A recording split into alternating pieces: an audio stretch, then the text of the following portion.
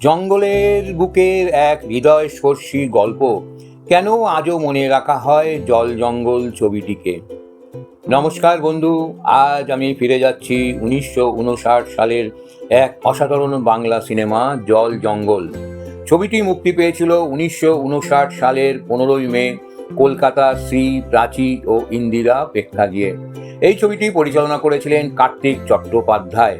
কাহিনী লিখেছিলেন প্রখ্যাত সাহিত্যিক মনোজ বসু আর চিত্রনাট্য রচনা করেছিলেন বিমল মিত্র।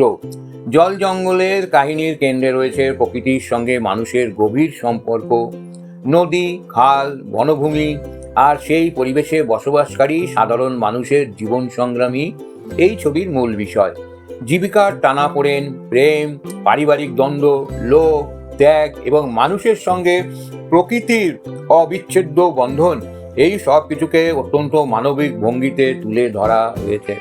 ছবিটি শুধু একটি পারিবারিক নাটক নয়, গ্রামীণ বাংলার বাস্তব জীবন এবং প্রকৃতি নির্ভর মানুষের সুখ দুঃখের এক জীবন্ত দলিল। প্রধান চরিত্রে অভিনয় করেছিলেন অসীম কুমার এবং মঞ্জুলা ব্যানার্জি।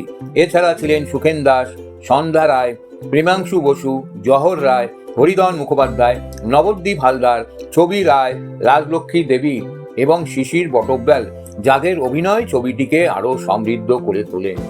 ছবির সঙ্গীত পরিচালনা করেছিলেন বিখ্যাত সুরকার রবীন চট্টোপাধ্যায়।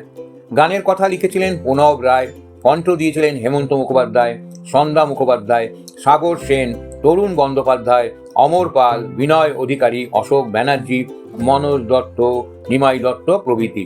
সে সময় ছবির গানগুলি যথেষ্ট প্রশংসিত হয়েছিল। বাণিজ্যিক সাফল্যের প্রসঙ্গে একটি গুরুত্বপূর্ণ কথা বলা দরকার। আজ পর্যন্ত এমন কোনো নির্ভরযোগ্য নথি পাওয়া যায়নি যেখানে উল্লেখ আছে এই ছবিটি কতদিন কোন প্রেক্ষাগৃহে চলেছিল, তাই এটিকে নিশ্চিতভাবে সুপারহিট বা ব্যর্থ বলা ইতিহাস সম্মত হবে না। তবে চলচ্চিত্র গবেষকদের মতে সাহিত্য নির্ভর কাহিনী, শক্তিশালী অভিনয় এবং রবীন চট্টোপাধ্যায় সুরের জন্য ছবিটি সমাদৃত হয়েছিল। জল জঙ্গল আজ হয়তো খুব বেশি আলোচিত নয়, কিন্তু বাংলা সিনেমার ইতিহাসে এটি এক মূল্যবান সম্পদ। মনোজ বসুর সাহিত্য, কার্তিক চ্যাটার্জির সংবেদনশীল পরিচালনা এবং একঝাঁক গুণী শিল্পীর অভিনয় মিলিয়ে ছবিটি আজও পুরনো বাংলা সিনেমার অনুরাগীদের কাছে বিশেষ গুরুত্ব বহন করে।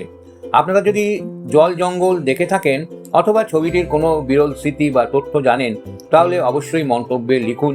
বাংলা সিনেমার এমন অজানা ইতিহাস জানতে ভিডিওটি লাইক করুন, শেয়ার করুন এবং চ্যানেলটি সাবস্ক্রাইব করতে ভুলবেন না। নমস্কার।